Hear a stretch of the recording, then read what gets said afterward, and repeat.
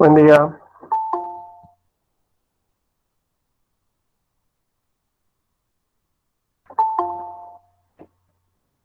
Buenos días, doctor. Buen día.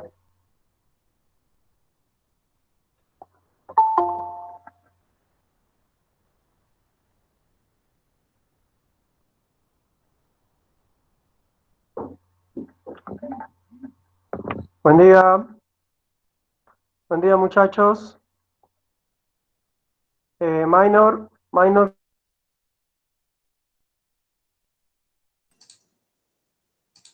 Ya estoy por aquí, Mario. Muchas gracias. Buenos días.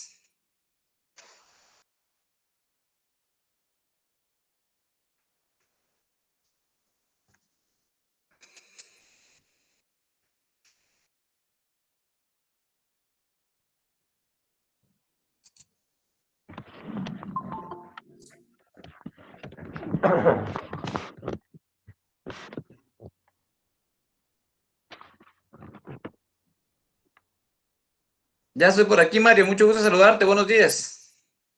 Buenos días. Minor nos quiere dar unas palabras.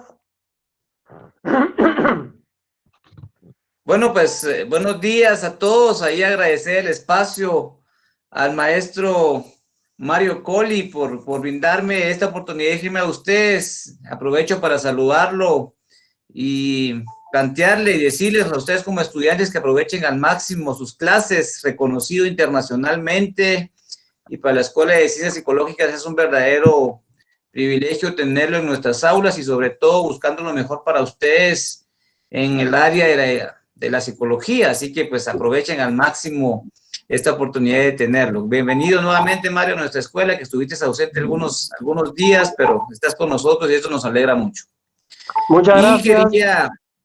quería aprovechar para saludarlos en nombre de la Escuela de Ciencias Psicológicas. No habíamos tenido la oportunidad de dirigirnos a ustedes de una manera más personal. Pues hemos estado ahí abordando las diferentes situaciones complicadas que nos hemos enfrentado como Escuela de Psicología. Ustedes sabrán que nuestro pensum pues es presencial. Adaptarlo a la modalidad virtual no ha sido fácil. Viene capacitación de profesores, que muchos de ellos han estado totalmente comprometidos en su trabajo, unos muy adelantados, otros pues van trabajando en eso, pero con toda la buena voluntad y disposición de trabajar por ustedes. Es una época muy importante. La situación de la pandemia pues vino a cambiar obviamente la modalidad y el estilo de vida de muchos de nosotros, o la mayoría. Los profesores están adaptándose, ustedes tuvieron que adaptarse. Les comentaba un grupo que tuve la oportunidad de dirigirme en estos días, donde desafortunadamente muchos de nuestros estudiantes, porque sabemos que después de las diferentes jornadas donde están, muchos tienen que ir a trabajar, vienen a trabajar, a estudiar primero y después a trabajar o viceversa, pero han tenido que priorizar su vida personal y económica, los estudios. Y ustedes pues han continuado, eso nos alegra mucho, queremos reconocerlo, que han tenido que adaptarse, autorregularse, autoadministrarse, adaptar sus casas incluso para recibir sus clases, y eso pues nosotros lo reconocemos y nos alegra mucho por ustedes. Estamos comprometidos con un muy buen equipo de trabajo que está pendiente de las pormenores de nuestra escuela, no solamente en el área académica, sino también, como ustedes saben, administrativa y de servicios, muy comprometidos para que ustedes logren su objetivo fundamental, que es graduarse de profesionales universitarios, ¿verdad? No solamente cerrar su pensum, sino graduarse y continuar sus estudios. Aquí el maestro Mario Colli es coordinador de una de nuestras maestrías en posgrados. Es importante que ustedes ya se avisoren desde esa perspectiva, porque pues el campo laboral, si ustedes están preparados, seguramente va a tener su recompensa, que es la época en que ustedes están en este momento, sacrificando muchas cosas, sacrificando su tiempo, sacrificando económicamente muchas oportunidades, incluso laborales, con el fin de seguir su sueño, que es ser profesionales universitarios. Así que nada ni nadie se interponga en ese objetivo, sean disciplinadas, sean disciplinados, y pues dedícanse completamente a adentrarse a la formación, sobre todo en una ciencia tan compleja, pero al mismo tiempo tan profunda como la psicología. Ya los estudios ya lo proyectaron, que la ciencia de la salud, las ciencias de la conducta tendrán un papel fundamental en este periodo post-pandemia, y debemos estar preparados y preparadas para estos retos que tiene la psicología como ciencia.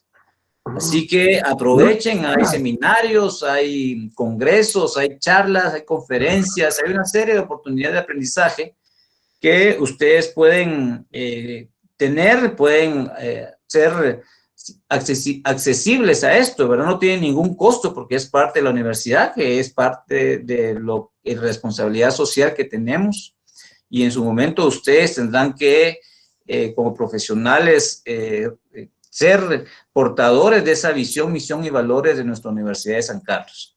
Así que aprovechen al máximo, vamos a verlos, espero que pronto, de manera presencial, para saludarnos en los pasillos de nuestro querido edificio A del Centro Universitario Metropolitano CUM. Pero en este momento es tiempo de continuar resguardándonos juntos con sus familias. Hemos sabido de estudiantes y compañeros de trabajo que sus familias han sido afectadas por el virus. Nuestra más cordial, pero sobre todo solidaridad en estas condiciones. Es tiempo de estar juntos, de apoyarnos entre nosotros. Y para ustedes la mejor manera de poder prepararse y afrontar esto es seguir estudiando. No dejen de estudiar, gradúense, prepárense, compren sus libros, que eso es muy importante porque les va a servir mucho. Y pues hay una gama de profesores, de expertos que está en ese proceso de acompañamiento para su formación. Así que gracias por el espacio. Solo quería aprovechar para darles unas palabras de motivación, de aliento, y que todos estamos juntos en este cruce que estamos teniendo. Así que muchas gracias, maestro. Gracias a ti, Maynor. Gracias por tus palabras. Maynor es una persona muy preocupada, no solo por los catedráticos, sino también por los estudiantes.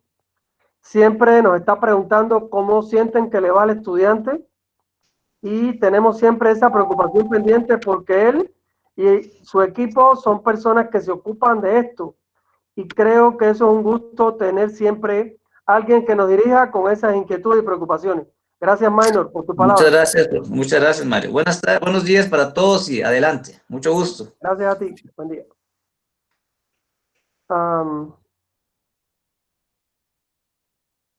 Continuamos en la clase de hoy hablando del tema de la neurosis.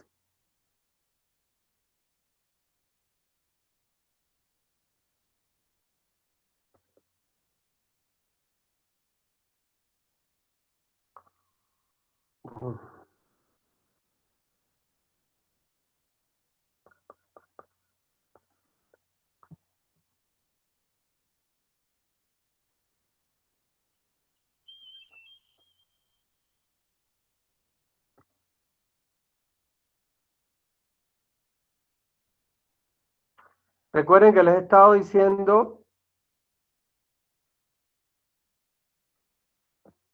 que por qué estamos hablando tanto acá de las neurosis.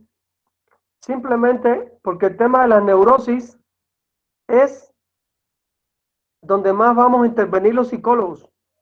Son las personas que más nos van a mandar a evaluar, que más nos van a mandar a hacer terapia. Incluso cuando hagas terapia en la comunidad, si eres un psicólogo de la comunidad, te vas a encontrar por ahí al neurótico o a la neurótica, lamentablemente. Una persona que no logra adaptarse, una persona que hace síntomas como ansiedad, depresión, angustia, y no logra adaptarse. Una persona que quería casarse y ahora que se casó, se siente peor que antes, porque no logra adaptarse. Alguien que estuvo felizmente casado durante años y ya no quiere estar y se quiere divorciar y está en una situación neurótica. O sea, las neurosis pueden acompañar y adornar momentos de nuestra vida. Lamentablemente, hay momentos en el ciclo vital que no se los quita de arriba a uno nadie. Por ejemplo, puede haber un estado neurótico cuando decidiste salirte y ya no vivir con tus papás. La reacción de tus papás no es buena. Posiblemente te critiquen, te ataquen, te digan que eres un malagradecido, malagradecida. Esto te puede hacer sentir mal. Hay gente que ha llegado a terapia por esto, un estado vehementemente neurótico, y tú dices, ¿qué es lo que no logran entender los papás? Tenemos que aceptar la realidad de la vida. Los hijos se van y tienen que irse para ser independientes, para crecer, para hacer su vida, para hacer su familia. Y nosotros los papás no podemos estar interrumpiendo eso. Entonces, lo que estoy intentando decir es que no siempre la neurosis se produce por sí sola. La neurosis puede tener muchos factores psicosociales arriba produciéndola. Una novia, un novio que nos crea problemas, una persona excesivamente celosa, una persona que nos atormenta y que una relación con él o con ella es una pesadilla en vez de ser un beneficio para uno, ¿verdad? Familiares, otros familiares que nos pueden perturbar, tíos, primos, cuates. Guatemala da una gran importancia al amigo, ¿verdad? La palabra el cuate o el amigo es, al igual que en México, utilizada para hablar de alguien muy cercano, muy close en tu vida, alguien que tiene mucho impacto en tu vida. Entonces, un problema con un amigo o una amiga puede crear un estado neurótico a cualquiera en la era actual. Una pareja se separa, ya sean novios o sean esposos, y como estoy viendo en una novela que se llama 100 días para enamorarse, no sé si ya se las comenté,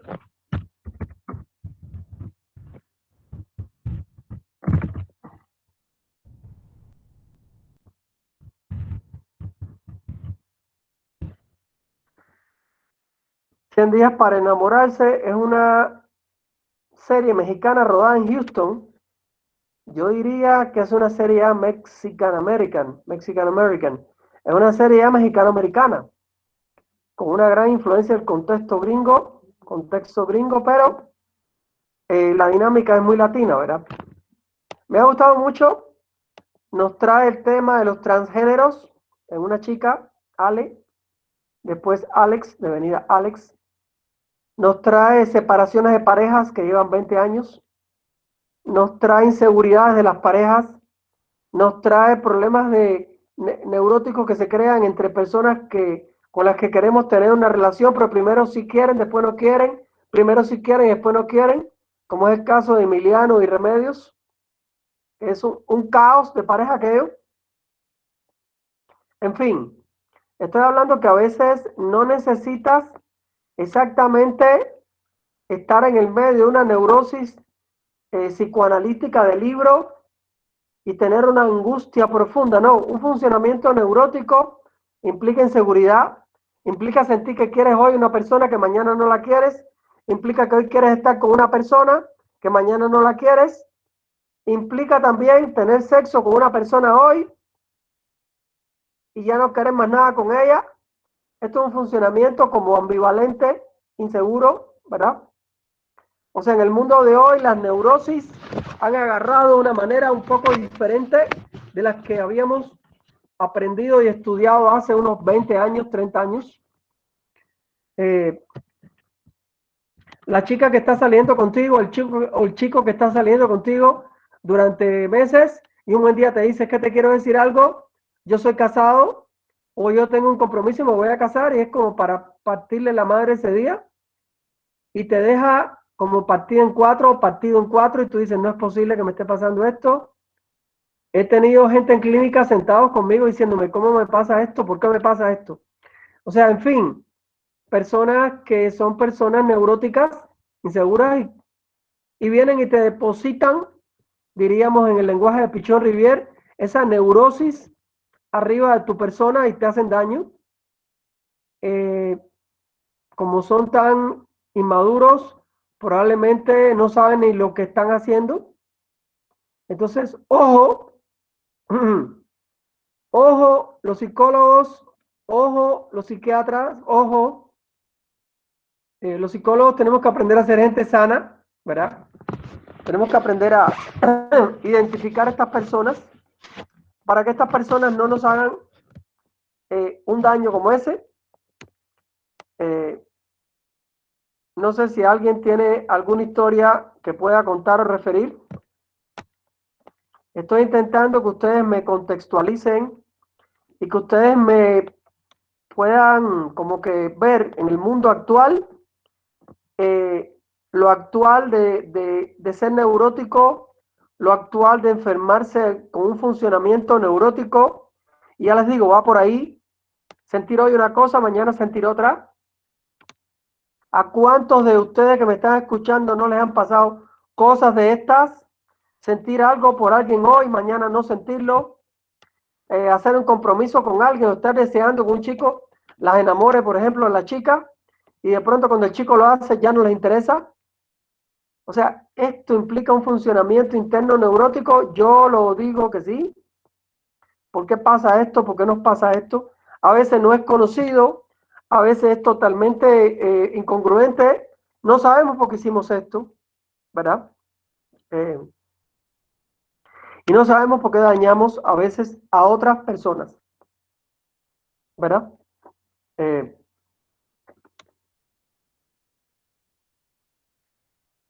Estábamos hablando de los componentes de la ansiedad, que la ansiedad, por ejemplo, habla de lo subjetivo cognitivo, lo fisiológico somático y lo motor o conductual. Siempre que una persona, dice este enfoque de Sandin, tenga una ansiedad, algo está pasando por la mente de esa persona. Hay algún disparador cognitivo, algún análisis, algún pensamiento que está provocando esto de estar ansioso. También denominado verbal cognitivo, es el componente de la ansiedad relacionado con la propia experiencia interna. Incluye un amplio espectro de variables relacionadas con la percepción y evaluación subjetiva de los estímulos y estados asociados a la ansiedad. Estoy con ella, pero siento que no la lleno, por ejemplo. ¿Me puede crear ansiedad? Por supuesto. Estoy con ella, pero siento que no es feliz. O estoy con ella simplemente, pero siento que ella no se siente segura de mí. Todo esto va a influir en que yo me sienta ansioso. O al revés, si eres mujer, en que te sientas ansiosa, ¿verdad? ¿Algún comentario? ¿Tienes un micrófono abierto? ¿Tienes un micrófono abierto? Sí, gracias. En fin, no hay ansiedad que se produzca, dicen estos autores, sin que jodida y lamentablemente te pase un pensamiento que lo provoque, ¿verdad?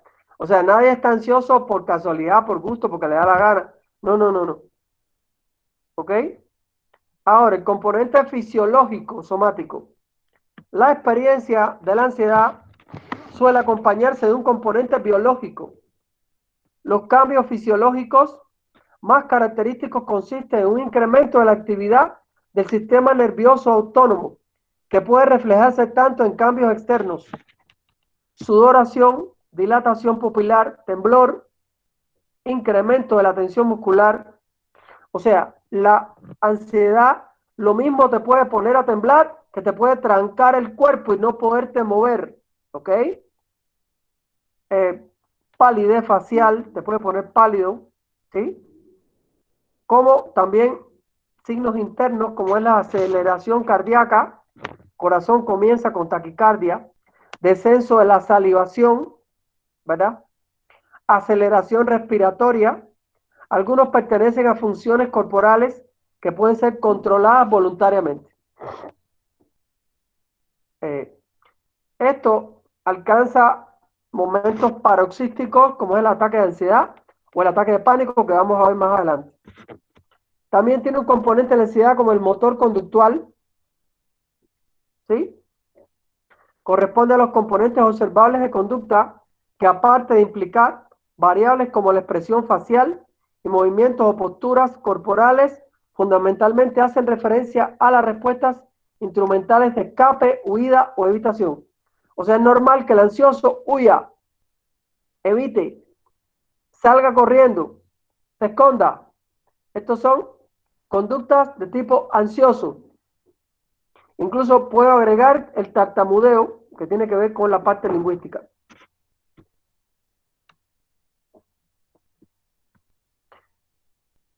¿Desde cuándo aparece este término? Creo que todos sabemos que aparece con Freud a finales del siglo XIX, en el DSM-3 de 1980, y siguiendo los trabajos de Melanie Klein en los 60, se distinguen las categorías de trastornos por crisis de angustia y trastornos de ansiedad generalizada.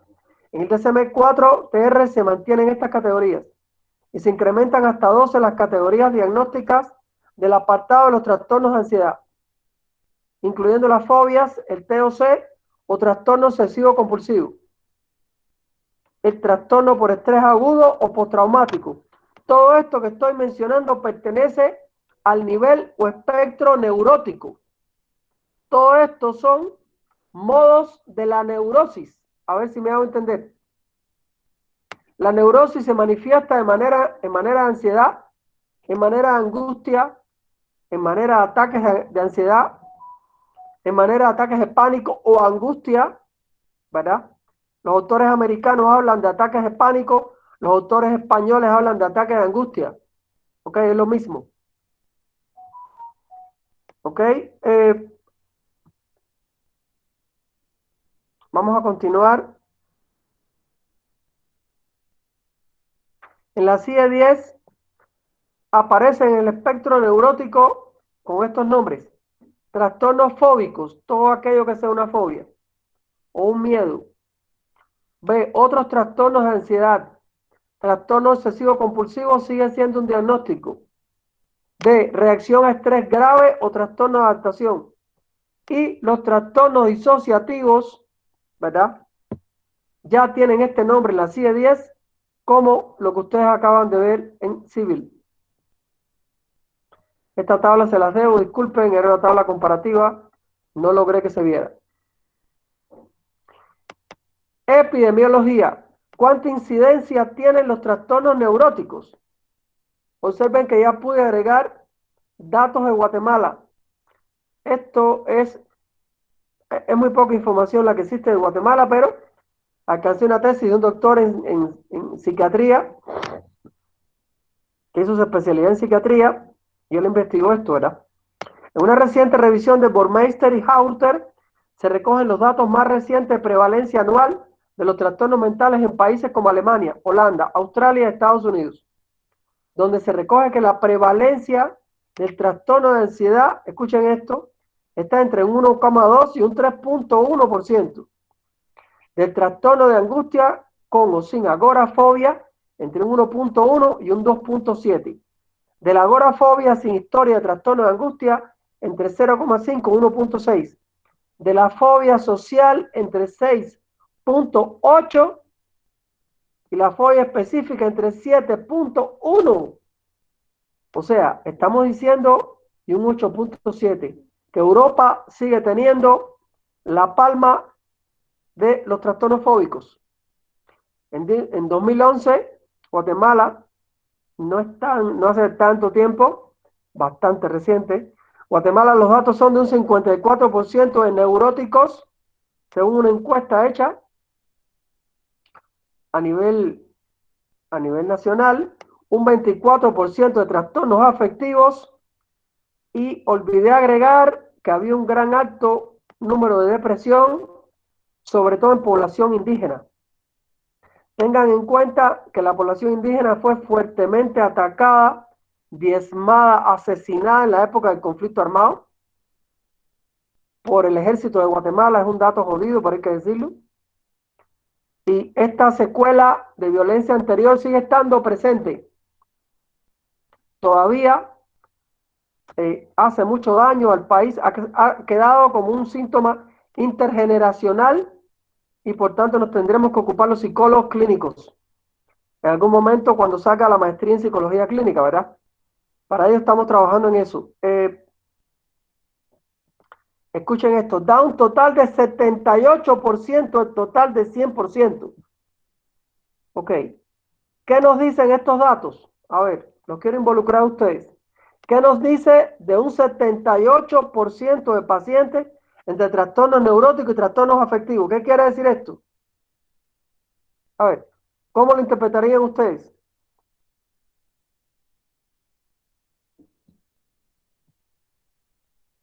Ya estamos hablando, muchachos, Em, de cifras nacionales. Delia. sí, que ahorita estamos viviendo las secuelas del conflicto armado Sí, sí. y que todo eso va a reflejar en las terapias que se van a hacer de aquí a tal vez 10, 20 años. Definitivamente. Definitivamente, yo estaba pensando cuántas personas he atendido que tengan un estado neurótico o inadaptación social debido a herencia del conflicto armado. Creo que tengo unos 3 pacientes que me han logrado hablar de desaparición de familiares de ellos. Recuerden que el conflicto armado no solo mató, sino que desapareció muchas personas. Recuerden que la Universidad de San Carlos fue un caldo de cultivo para estos asesinatos. Tenemos hasta psicólogas desaparecidas, asesinadas por el ejército, ¿verdad? Entonces creo que esto fue muy común a lo que pasó en la Argentina y en Chile, que mataron a medio mundo de la generación esa, que es mi generación, les cuento, es mi generación, los que éramos jóvenes en los años 80, ¿verdad? Cecilia, ¿algún comentario? Sí, doctor, le iba a decir que ¿En tu familia todo tienes alguien víctima de conflicto armado? sí, un primo lejano fue desaparecido, nunca supimos de él. O sea, no sabemos si está muerto, Nunca si está en el apareció. exilio. No, nunca supimos de él, doctor. Cuánto Fue, lamento, cuánto lamento escuchar eso. Aquí hay cientos de familias con ese problema. Hay sí, y eso personas le quería, desaparecidas. Sí, ajá, dime, y eso dime. le quería comentar. A pesar de que todo lo del conflicto armado sucedió hace tantos años, eh, las secuelas han sido heredadas. Así es. Y entonces los números se van a seguir reflejando y van a seguir altos porque es algo que no ha sido sanado. Así es, así es. ¿Cómo sanar algo cuando no se tiene un cuerpo, cuando no se tiene a la persona, no se sabe su paradero? Ese limbo o ese impasse en la vida de las personas es muy difícil cerrar. Ah, está duro, está muy duro. ¿Sabes qué me recordaste? Una señora que en una ocasión llegó allá a la clínica ambulatoria de nosotros. Nosotros no tuvimos conflicto armado en Cuba, pero les cuento que hubo personas desaparecidas porque se iban en balsa. Se iban del país en balsa, querían salir del sistema, querían cruzar a Estados Unidos y les cuento que muchos llegaron, pero muchos también se ahogaron. Y de esa gente no hay cuerpo, les cuento. ¿Y qué les puedo decir? Aquella señora llegaba, corría en los años 90, 90, de esto hace muchos años. Yo era psicólogo de la clínica ambulatoria del Hospital Psiquiátrico de La Habana y había una señora morena, una señora de piel negra, que se me partía el alma cuando aquella señora llegaba y me decía, ¿cómo usted me puede ayudar? Mi hijo se fue en el año 80 a los Estados Unidos. Eh, no sé si ustedes conozcan esto, pero en el año 80 ocurrió un éxodo de cubanos al exterior, amparados por el gobierno de Estados Unidos. El gobierno de Cuba estuvo de acuerdo. Fidel y Carter se pusieron de acuerdo y accedieron a que se fuera de Cuba todo el que se quiso ir. Eh, Esto se conoce como el nombre del Mariel, la salida e inmigración del Mariel. Aquí se fue un montón de gente legal y también el gobierno cubano, voy a decirlo porque ni modo, aprovechó para salir de todo un montón de gente que no querían que estuviera en el país y le montaron en yates y en botes a Carter un montón de presidiarios de los penales y se los mandaron para allá. Y yo no sé si entre esa gente que se fueron para allá estaba el hijo de la señora. Y cuando llegaron a Estados Unidos empezaron a hacer desmadres ahí, desmadres, la famosa palabra de Guatemala y de México.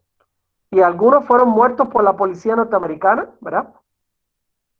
Y se perdió el nexo de estas personas en Cuba y probablemente el hijo de esta señora lo mataron en Estados Unidos o se ahogó, pero es muy raro que se haya ahogado en el trayecto. Bueno, en fin.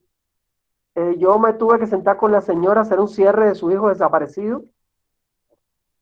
Cuando aquello yo comenzaba a entrenarme en terapia gestal y un poco traté de trabajar eso con ella y ayudarla a despedirse de su hijo.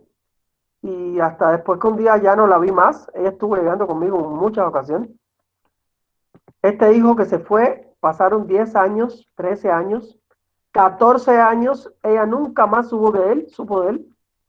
Entonces nosotros llegamos a la conclusión en el equipo que este hombre estaba muerto. Es imposible irte a otro país y no comunicarte nunca más con tu madre, con la que tenías una buena relación. Es muy diferente del hijo que huye de casa, ¿verdad? Que no quiere saber de los papás. Y esta señora está en una depresión grande. Su neurosis depresiva o su depresión de tipo neurótico era porque su hijo no aparecía. Y era una especie de gestal abierta y asunto inconcluso sin cerrar. Y me partía el alma cada vez que llegaba aquella mujer y yo tenía que hablar con ella, ¿verdad? Pero bueno, otras colegas me contaron que tuvieron otros casos de que su hija, su hermana no aparecía. Hay historias también, historias para contar. La televisión cubana puso en esa época algunos videos, telenovelas me refiero, basados en que había personas que fueron estafadas, ¿verdad? Por delincuentes y los mataban, les cobraban el dinero para sacarlos de Cuba y los mataban. Entonces ya no sabemos exactamente qué pasó. Entonces fueron toda una serie de situaciones que se dieron en Cuba y no tuvimos conflicto armado, pero tenemos cientos de personas desaparecidas. No sé si en el internet se puede ver esto. Se puede imaginarse que esto va a Doctor, impactar con factores sociales de la neurosis en Cuba ahora, porque esos desaparecidos, ¿cómo cierras eso? Dime, Nancy. también pasa cuando aquí se da mucho que se van a Estados Unidos y tampoco saben noticias de los familiares. Los mojados, es la misma historia. Desaparecidos por emigración, por intentos de salida ilegal del país, correcto, Nancy, correcto. Aquí hay familias que todavía tienen gente que se fueron mojados y nunca aparecieron. ¿Ustedes conocen algún caso de esto, muchachos? No conozco ningún caso de eso acá. Conozco gente que perdió familia en el conflicto armado, pero sí conozco también gente que se fueron mojados, pero los que conozco llegaron y sí tienen contacto con su familia, pero no conozco ningún caso de alguien que haya perdido un familiar emigrando. No sé si ustedes lo tienen o conocen algún caso de vecino, familia, como este que contaba Cecilia, de un su primo. Todo esto va a influir a crear dolor y el dolor viene acompañado de depresión y ya estamos en el ámbito neurótico. O sea, son causas sociales que van a provocar malestar clínico, ¿vale? Y entonces definitivamente, tenemos que hablar de neurosis con causas sociales, ¿verdad? El conflicto armado es por excelencia un productor de malestar clínico y de enfermedades mentales como lo que estamos contando y no podemos ignorar aquí el conflicto armado, ¿verdad? Que todavía estamos teniendo secuelas de esas desapariciones, de esas muertes, particularmente entre los indígenas, que fue la población que más sufrió. Creo que ya todo el mundo, y para nadie es un secreto, la masacre del Triángulo de Ixchil, ¿verdad? Que fue ocasionada por el ejército de Guatemala con población indígena. Todos estos datos los sé porque estoy en Guatemala, vivo en Guatemala. He participado en conferencias, estuve en un curso de cultura guatemalteca que recibí entrando aquí en la USAC, que me sirvió de gran utilidad. Cuando hablas de cultura guatemalteca es casi imposible no hablar de lo social y es casi imposible que no te cuenten del conflicto armado. He conocido personas que lucharon en la guerrilla, ¿verdad? Trabajé en una secretaría de gobierno donde habían ex guerrilleros y he conocido también gente que estaba en el ejército y que también les tocó pelear del otro lado, ¿verdad? ¿Y qué les puedo decir? Hubo militares muertos, he tenido estudiantes con papás muertos, militares, y la visión de esta gente es que a su papá lo mató la gente de la guerrilla. Entonces, ¿qué les puedo decir? Tomar partido aquí a favor de un lado o del otro es casi imposible. Hay mucho dolor todavía en Guatemala, esta es la realidad. Hay mucho dolor de parte de los familiares siempre que estuvieron del lado de la guerrilla y los familiares que estuvieron del lado del ejército. No voy a darle la razón a nadie, yo no soy político. Creo que en una guerra siempre las víctimas es lo peor que deja una guerra, ¿verdad? Y gracias a Dios paró el conflicto armado. Me da mucho gusto saber que Cuba tuvo que ver con esos acuerdos de paz. Me da mucho gusto que Fidel y el gobierno cubano influyeron en eso. Recuerden que el tema de Fidel Castro es un ícono de la América Latina, nadie puede negar eso. Aunque yo no sea exactamente un seguidor de Fidel, pero lo fui durante una época de muchos años y creo que definitivamente marcó un hito en la América Latina, ¿verdad? Para que los pueblos dijeran, aquí estamos, no queremos que nos aplasten, queremos protestar, queremos hacer valer nuestros derechos. Pero el conflicto armado al final dejó grandes huellas emocionales para ambas partes, dejó heridas emocionales que todavía estamos teniéndolas entre nosotros, y esperemos que la generación de ustedes se ocupe también de cerrar toda esta parte, ¿verdad? Y ver todo este conflicto armado como una especie de pasado que ya no regrese. ¿Qué más les puedo decir de esto? Hasta ahí mi opinión del conflicto armado, ¿verdad? Sí, definitivamente estas cifras tienen que ver con esas masacres, ese dolor, esas desapariciones forzosas, que es como se llama desaparición forzosa, que también estuvo presente en Argentina, Chile, también en Brasil de una u otra manera, desaparecían a la gente, los métodos del ejército fueron catastróficos. Les cuento que hay una película que se llama Garaje Apolo. Garaje Apolo, creo que se llama la peli. Estación Apolo. A ver, yo la vi en un festival de cine latinoamericano en La Habana. Estación Apolo. Filme argentino. Y otro filme argentino que se llama La Historia Oficial. También argentino. Han sido películas premiadas. Vemos que en Guatemala algún día hay alguna película de este tipo, que no sé si la hay, pero hasta donde yo sé no, el cine en Guatemala está comenzando prácticamente. No sería nada malo que se hiciera una película sobre todo el rollo del conflicto armado.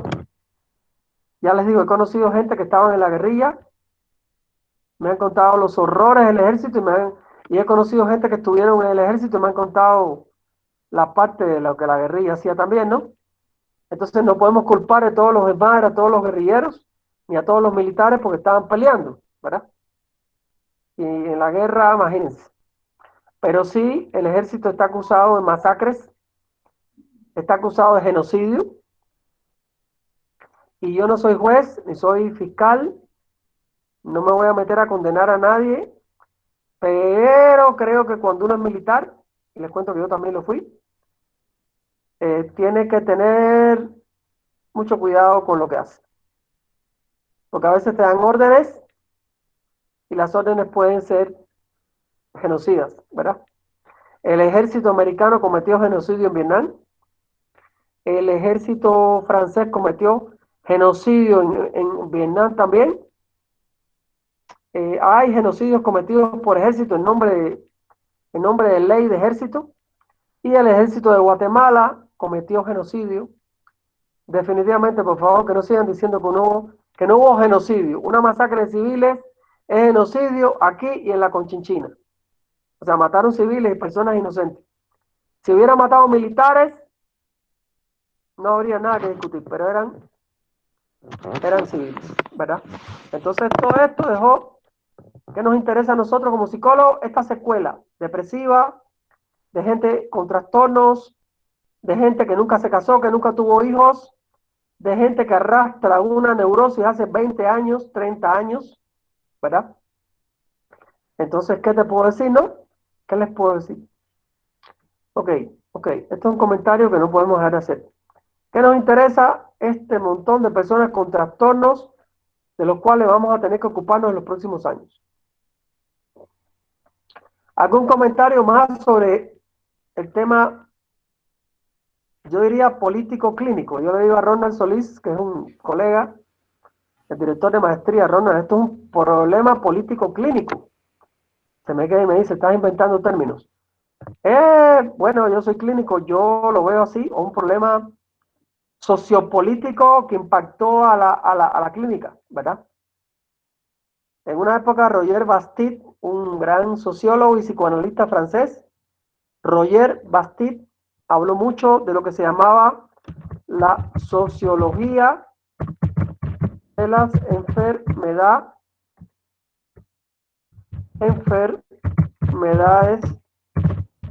mentales. Sociología de las enfermedades mentales. Entonces, esto no es nuevo, esto no es nada nuevo. Estamos hablando de aquellas personas que fueron vilmente maltratadas por la historia, por la sociedad, ¿verdad? Y por los gobiernos de turno. Y esto no es nada nuevo.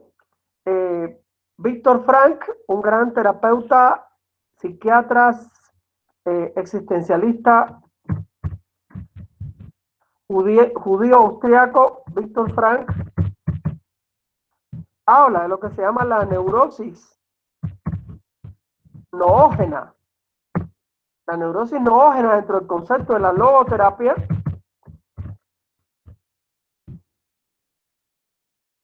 es una neurosis producida por factores sociales, los perseguidos políticos, los perseguidos sociales, las personas que van presas. O sea, todo esto va a afectar al individuo, ¿verdad? La famosa neurosis llamada neurosis de guerra, presente en los combatientes que estuvieron en ejército. ¿Ustedes creen que los guerrilleros, cuando paró la guerra, no tenían ya una neurosis? Los militares, cuando paró la guerra, muchos no tenían una neurosis. O sea, pelear tantos años, escuchen, es que fueron 36 años de conflicto armado. O sea, ya prácticamente es una neurosis noógena la que tuvo esta gente, ¿verdad? Poniendo un nombre de Víctor Frank. Entonces tenemos que ocuparnos de esa gente. No solo decir, ahí están, ahí están. Tenemos que ver qué hacemos con esas personas. La pregunta aquí de los 60,000 pesos es, ¿será que esas personas todavía van a querer aceptar un tratamiento psicológico? Les pregunto a ustedes, ¿será que todavía van a querer llegar esa gente de mi generación que están entre los 50 y los 60 años? ¿O más? Probablemente más. Vamos a poner que están entre los 50 y los... Vamos a ampliar esto. Vamos a decir que están entre los 45 y los 60 años. O 65. Yo pienso que no, doctor, porque le hablo no. desde la experiencia Claro. de la mamá de mi primo lejano que desapareció. Exacto. Y ella decía, déjenme con mi dolor, que es lo que me hace vivir. Oh, ya, entiendo. O sea, el dolor y el Esa era la sufrimiento respuesta de ella. internalizado. Héctor Fernández Álvarez, es un gran psicólogo clínico argentino.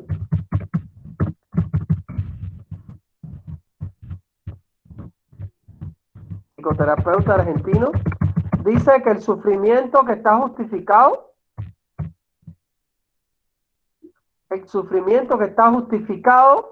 y que la persona lo asimila como de una manera personal, ¿verdad? Dice que no amerita psicoterapia. Dice él eso. Que ya la persona está decidida a que eso es parte de su carga de su vida, como tú estás diciendo. Déjenme con mi sufrimiento, que ya no quiero que me lo quiten porque me hace vivir, creo que eso se me parece a lo que está diciendo Héctor Fernández Álvarez. Ya no Sí, amerita doctor, la entonces, terapia, ya esa persona no quiere ir a no, terapia por abrir y su murió herida. con su dolor. Sí, definitivamente ya no. ¿Qué edad tiene ella, Cecilia? Ya murió, doctor. Ya murió ella, y ella cuando estaba viva decía eso. Sí, ¿A qué edad murió?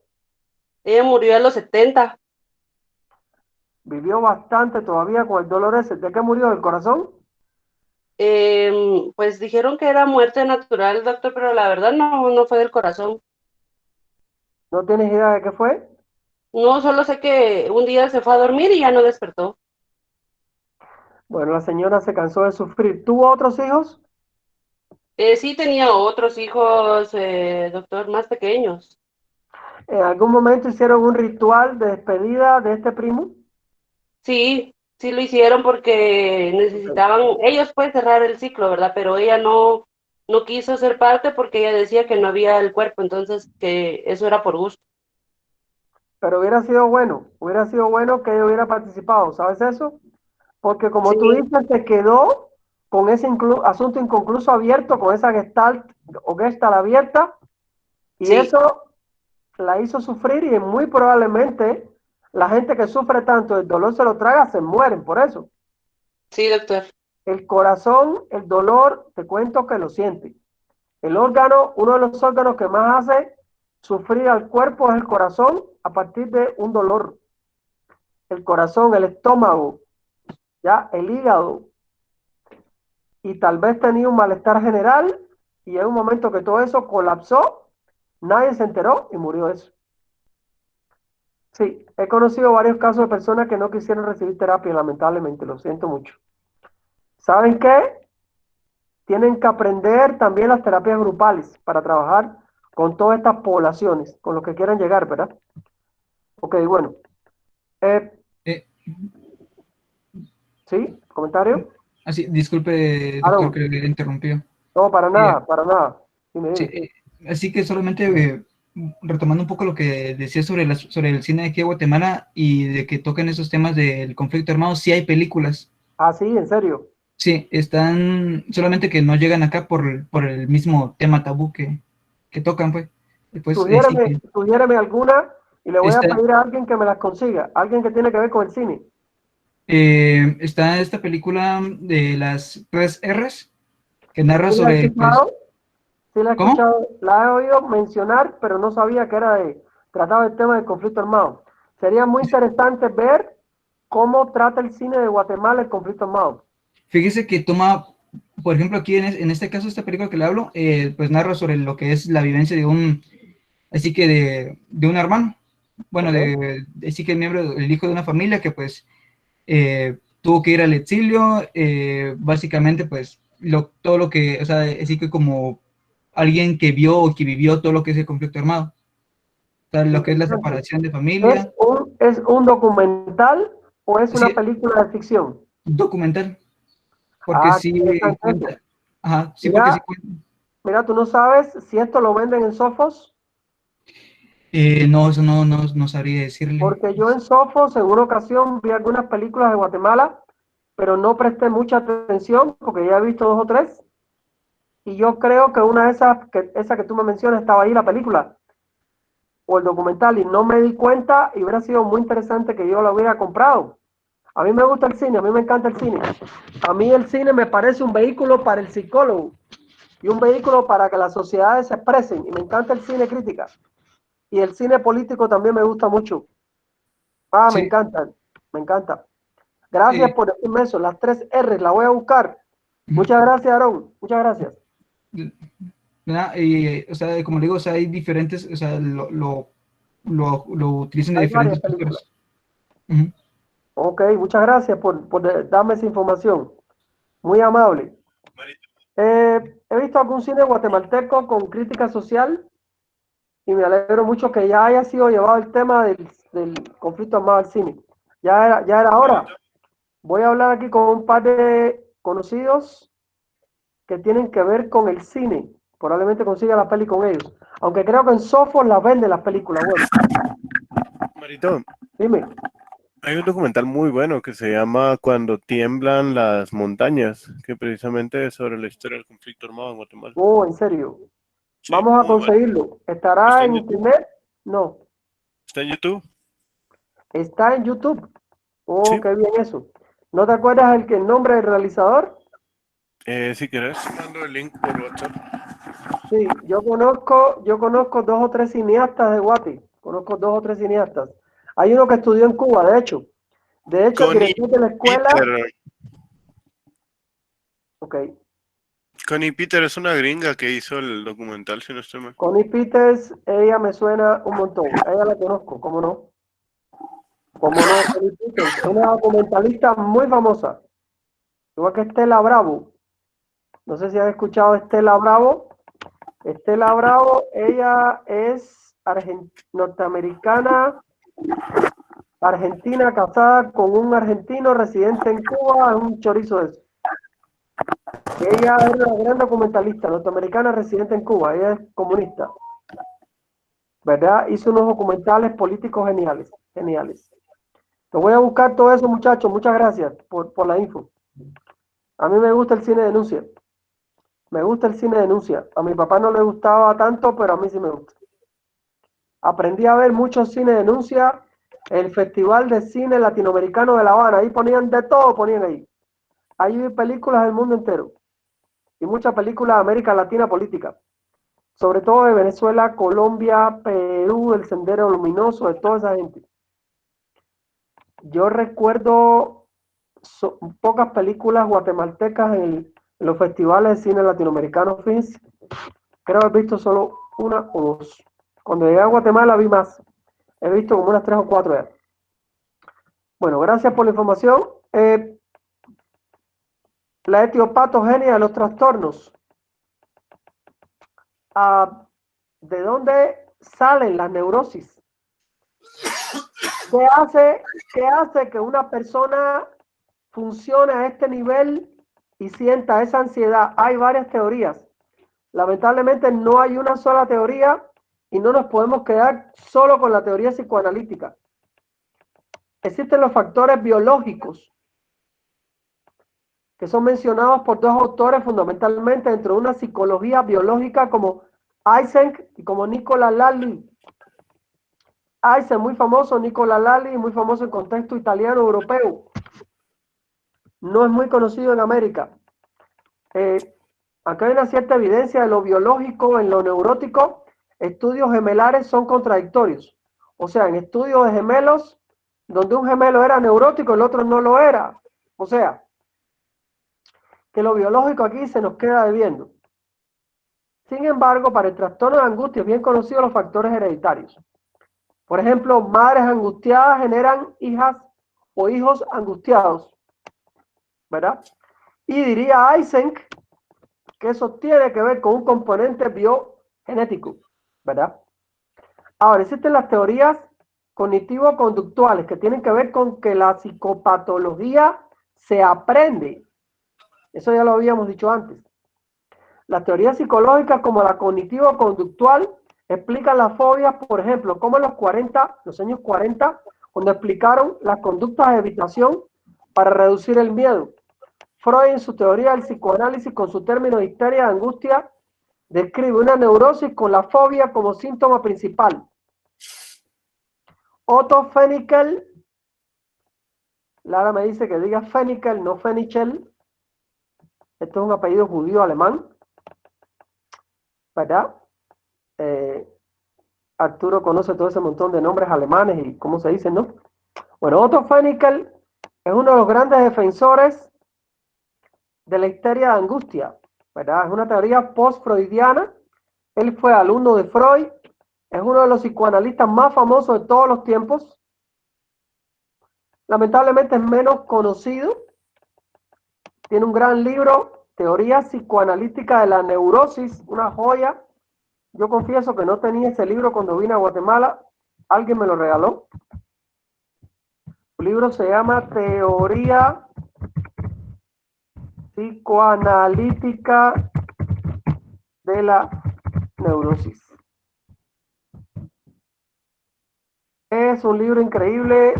lo reviso a cada rato, cada vez que les explico psicopatología, yo reviso el libro.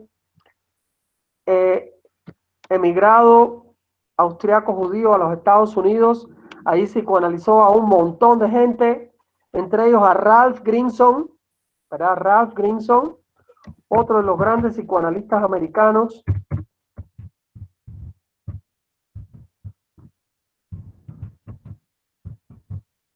Es su continuador. Ya Grinson murió, creo que ahora lo sigue Irving Hoffman. Irving Hoffman. Son de la cadena de Fennikel. Fennikel tiene algunas diferencias con Freud y amplió la teoría de la psicopatología analítica freudiana, ¿verdad? Fennikel la amplía. Ahora, entre las teorías psicológicas hay autores que defienden la hipótesis de que estos trastornos son en realidad una constelación de rasgos de personalidades adaptativos, una personalidad alterada en su desarrollo caracterial y en su infraestructura neurovegetativa temperamental. O sea, que todo esto tiene que ver con la fisiología. Es una combinación de biogenética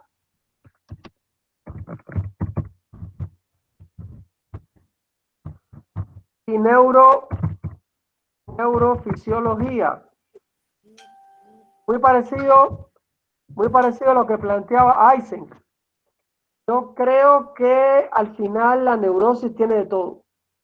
Yo creo que al final la neurosis tiene que ver con lo genético, con lo aprendido, ¿verdad? Y con cómo lo aprendido se manifiesta en lo neurofisiológico. ¿Me hago entender? O sea, crecer con una persona neurótica a la par implica que se te va a pegar algo de esa persona. La manera en que habla, la manera en que siente, la manera en que grita, la manera en que maltrata, ¿verdad? Y cuando tú a esa persona la sacas al lado de esa otra, o pasa con muchas chicas que se casan, la conducta de ellas tiende a cambiar. ¿Me hago entender? Y dejan de ser su mamá. Y cuando dejan de ser su mamá, esto es una opinión mía muy particular, ese modo de ser neurótico como que desaparece. Entonces significa que fue aprendido. No sé si me hago entender. Significa entonces que ese modo de la chica de ser neurótica fue aprendido ¿de quién? ¿De quién será? De mami. ¿Verdad? También los hombres son neuróticos. Oye, cuidado. Sacamos a un chico al lado de la casa donde vivió con su papá y es muy posible que cambie su actitud de ser o neurótica o de tipo de trastorno de personalidad. Esas son observaciones de campo, ¿verdad? Ya les hablé de Fennikel, Ralph Grinson, Irving Hoffman. Existen algunos trastornos más contemporáneos derivados de todas las neurosis y que siguen estando dentro de ese espectro. Por eso ponemos aquí síndromes clínicos de la ansiedad, Sandin y Chorot, trastorno de pánico. Bueno, si la neurosis ya era algo serio, lo voy a cambiar de paciente. Si la neurosis ya era algo serio, imagínense ustedes, una neurosis que se ve acompañada de trastorno de pánico o cuyo síntoma cardinal comienza a ser este síndrome de trastorno de pánico. Cuando una persona no es tratada, cuando tiene que serlo, ¿sabes? Cuando una persona no es tratada cuando tiene que serlo, el pánico se puede apoderar de esta persona. Y se dice que la neurosis se cronifica. Se dice que la neurosis se cronifica, ¿verdad? Y les cuento que me ayudó mucho todos estos deportes que les puse aquí abajo. Yo siento que yo tenía mucho que ver con todo esto. Crecí al lado de una mami que tenía muchos rasgos neuróticos. Ella tenía un poco de todo, tenía fobias, tenía su pánico a veces. Todo esto empeoró con toda la vida diplomática, ¿verdad? En ocasiones en África habían bombardeos. Entonces, esta neurosis en ella se agravó, ¿verdad? O sea, yo viví en varios países de mi vida, de niño, de adolescente, ¿verdad? Y me afectó lo que afecta a todo el mundo, pero mi mamá creo que fue más afectada por todo esto, lamentablemente. No puedo decirlo de otra manera. Y al afectar esto a mamá, ella nos afectaba a nosotros. Es como un círculo vicioso. En la familia, es un círculo de neurosis, ¿verdad? No sé, quería preguntarle a alguien algo. Entre ustedes hay personas que están casadas, ¿verdad que sí? Entre ellas, Sí, doctor.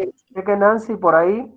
Nancy, cuando saliste al lado de tu mamá y te mudaste a vivir sola con tu esposo, ¿tú sentiste que tu conducta cambió? Sí, totalmente. ¿Viste lo que estoy diciendo? ¿En qué cambió? ¿Tú te sientes que te relajaste, te calmaste? Sí, me sentía liberada porque eran muy estrictos en mi casa. Ajá, eran muy rígidos. La rigidez puede crear ciertas maneras de neurosis obsesivo-compulsiva. Puede crear formas de neurosis de angustia. Puede poner a la persona en tal tensión que te llega a enfermar. Incluso neurosis de ansiedad también. ¿Verdad? Claro. Mi Sí, sí, me mamá, mantenía muy tensa. sí, mi mamá era una persona muy capaz, muy inteligente, estudió varias carreras, hablaba varios idiomas, pero ella todo el tiempo se autoexigía tanto porque mis abuelos no habían ido a la universidad, mis abuelos eran emigrantes españoles pobres y no fueron a la U, ¿verdad? Pero mi mamá quiso superar tanto su medio, su entorno, superar lo que mi abuela era. Mi abuela era una costurera, una mujer muy fuerte, muy buena, pero eran de clase pobre, ¿verdad? Mi abuelo era un chofer de buses, no me da ninguna pena decir eso.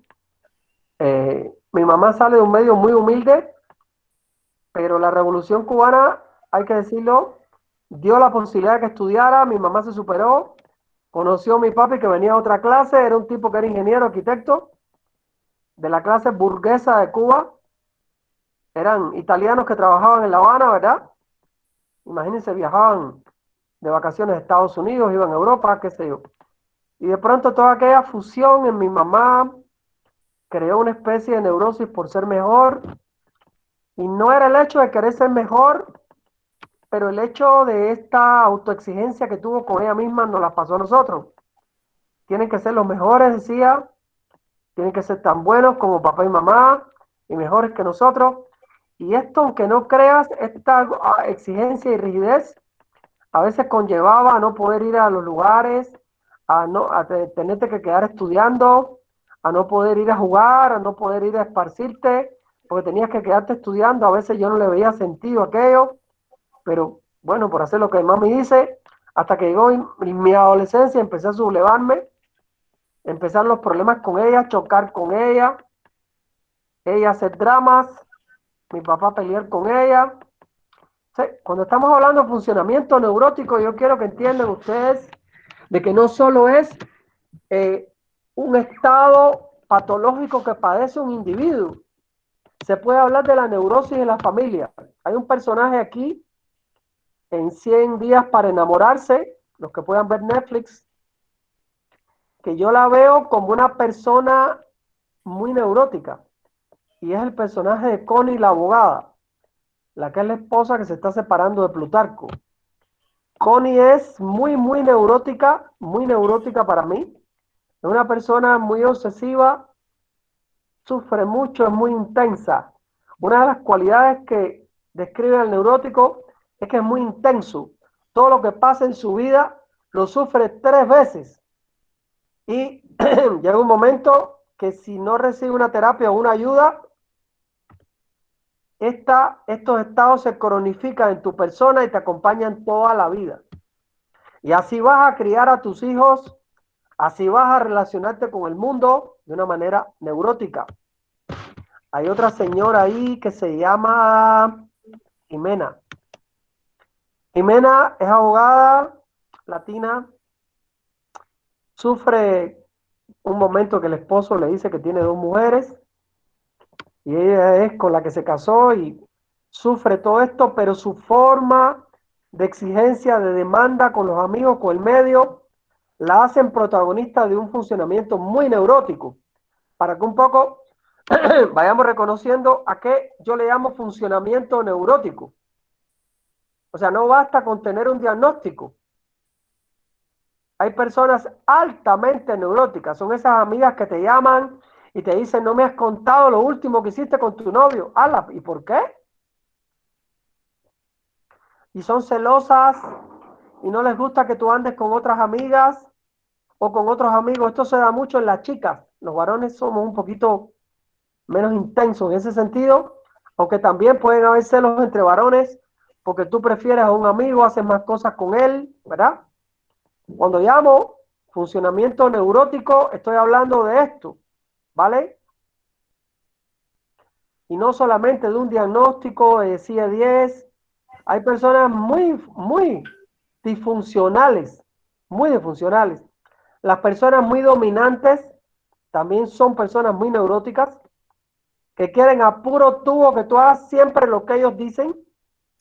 Lamentablemente las parejas se desbalancean a veces, ¿verdad? Una pareja cuando se desbalancea, cuando ella trata de mandar todo el tiempo, o cuando él hace uso del machismo y trata de mandarla a ella todo el tiempo, al punto tal de exigir que se ponga la ropa que ella dice o la ropa que él dice, que se corte el pelo así asado, que se maquilla así asado. Eso son maneras neuróticas de relacionarse con el otro. ¿Alguno de los presentes ha sentido esto de alguna pareja que haya tenido alguna vez?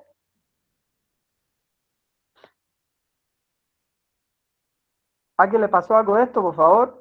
Les cuento que a mí ya me pasó, ¿sí? Doctor, Madre, pues ¿usted ha tenido alguien con funcionamiento neurótico o ha sido usted? no, yo le quería contar que mi hermano sí tuvo una novia así. Intensa. Sí, hasta mi hermano sí la quería y todo, ¿verdad? Pero lo hastió porque Es que te harta, era muy te celoso. harta. Sí, él Sí. llegó un punto de que le dijo que le podía ayudar a su prima, Ajá. matemáticas o algo así. Entonces mi hermano le dijo que estaba bien.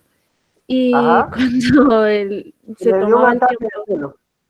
ajá, cuando ya se estaba tomando el tiempo de enseñarle a la prima y todo, se enojaba. Ay, Dios Entonces mío, él no santo. sabía qué hacer, ¿verdad? Porque le había pedido favor y después se enojaba. Entonces sí, fue bien Dios complicado. mío santo. Dios mío santo. Sí, los celos intensos y patológicos tienen que ver con la neurosis, definitivamente. Es un celo por el objeto. Es un problema de posesión del objeto. ¿Me entiendes lo que digo? Ujú. La persona celosa dice que el objeto es de él y de nadie más. Y que la posesión es total. ¿Ya? ¿Me sigues? Ujú. Me gustaría mucho que vieran esta serie 100 días para enamorarse. Para mí, la neurosis, la neurótica, funcionamiento neurótico es Connie, Jimena y el Plutarco, que lo veo como un gran histérico. Lo veo como un gran narciso histérico, el abogado. No es un mal tipo, porque él no es una mala persona, pero es muy maduro y es muy narciso y por ende muy histérico, ¿verdad? Observen cómo ya, disculpe doctor, la película se llama Finding Oscar. El título lo tiene en inglés, ¿no? Buscando a Oscar. Gracias, Aaron, gracias. Muy amable. Voy a ver cómo me empato con todas esas películas. Necesito, por un proyecto de que estoy trabajando, ver un par de documentales o películas en Guatemala donde se trate esto. Me ayudaría mucho a contextualizar lo que estoy escribiendo. Recuerden que yo soy adoptado en Guatemala, pero yo soy extranjero, ¿verdad? Y aunque entiendo mucho el sufrimiento, la psicología del guatemalteco la comprendo bastante, pero recuerden que en última instancia yo también soy extranjero. Aunque les puedo decir que todas las neurosis que vi en Cuba, en México y en Brasil y en Italia las valido para Guatemala, son los mismos estados, ¿verdad? Formas muy parecidas de adaptación o desadaptación. ¿Ok? ¿Algún comentario? ¿Alguien más que haya estado en contacto con una persona con funcionamiento neurótico y ya lo esté comenzando a identificar? Neurótico puede ser el novio que tienes al lado que te ama con tanta intensidad que no te deja respirar. El novio que se cela hasta de tus amigas. El novio de funcionamiento neurótico que quiere saber con quién estás hablando. O sea, neurótico es también el exceso de control sobre el otro. Por favor, denle espacio al otro. No porque tú controles a tu pareja, por eso no se te va a ir. La gente, si tú la jodes mucho o la chingas mucho, como dicen los mexicanos, en buen mexicano, la persona tiende a hastiarse y se te va. Yo particularmente no soporto el control arriba de mi persona. Yo tengo mi espacio y yo le doy su espacio a mi pareja. Siempre, ever and ever and forever. No puedo con ese sentimiento de ahogo. Me recuerda, ¿saben qué? Un poco ese funcionamiento de mi mamá hace muchos años. Con los años yo comprendí que ella lo hacía para cuidarnos, pero era patológico y hacía daño. Hace que la otra persona te haga dependiente de ti y llega un momento que hasta el neurótico se harta de la dependencia de la otra persona. O sea, es un círculo vicioso. El neurótico logra que la otra persona se haga dependiente de él y después le molesta. Oigan esto, qué locura. ¿Verdad? Doctor, Comentarios sobre el funcionamiento neurótico. Quiero saber sí, si nos estamos entendiendo, Claret. sí, ¿Usted fíjese que tiene creo que mi funcionamiento papá es neurótico? ahorita que lo ¿Usted dice. funciona neuróticamente? Yo no. Le digo que mi papá, yo creo que es neurótico ahorita que menciona todos los síntomas. Creo que sí es una Vaya. neurótica. ¿Es muy posesivo y controlador contigo? Pues, digamos, mi mamá se separó de él hace mucho tiempo porque sí era, aparte de machista, como dice usted, muy celoso, muy controlador. La tenía loca, la tenía loca. Ajá, Solo para digamos, mi avisarle que mamá estamos hasta sobre dentro. tiempo, Marito. Uy, gracias, Gui. La tenía loca tu mami. Sí, sí, hasta ella estuvo en depresión Cuando tu un tiempo. mami se separó de él, se sintió mejor. Ah, sí, cambió un montón, se liberó totalmente. Suficiente para entender que definitivamente aquí el hombre eres de su funcionamiento neurótico. ¿Y tú Sí. funcionas como él en algún momento o tú no? No, la verdad es que no, como la verdad, pues casi que a tiempo mi mamá logró sacarnos de allá, ¿verdad? Solo Ok, que sí, digamos, él logró manipular mucho a mi hermanito, ¿verdad? Y ok. sí se quedó con él y como mi hermanito tiene otros padecimientos, entonces, pues él ahora sí es un poco difícil. ¿Es un buen papá a pesar de su funcionamiento neurótico? Más o menos. Más o menos, dice Claret. Más o menos. Sí, ¿Más mal no. que menos o más menos que más? Ah, yo creo que menos. Sí, no, no es. No es Digamos, un él buen, que no es un buen cubriendo el papá. cuerpo ya cumplió. Y pues creo que no es así, ¿verdad? Pero sí es bien, bien conflictivo. En cualquier momento, lo primero. Otra característica del funcionamiento neurótico, las personas conflictivas. Ajá, sí. Las Es bien. personas con una conflictiva grande son muy neuróticos. Y hay Sí. momentos que son rechazados y ni los hijos ni sus amigos los aguantan, les cuento. Ajá, sí. Ah, sí, Porque hay ni momentos que son rechazables. sí. Vean la serie 100 días para enamorarse y van a encontrarse ahí un montón de gente con conductas neuróticas. Gracias, Claret, por compartirme eso. Bueno, Muchachos, hasta aquí me voy retirando. Tengo otra clase detrás y nos dimos receso. Les voy a subir esta presentación de los trastornos neuróticos para que la vayan viendo. Recuerden que Prepárate que en vamos a esta tener un clase no examen damos parcial. receso. Salimos más tempranito. Sí, ya tenemos receso, ¿ok? Vale, chao, chao, hasta aquí llegamos. Mucho gusto, muchas gracias. Adiós, doctor, buen día. Chao, adiós, buen chao. día. Feliz día. Chao, chao. Feliz día. Feliz día.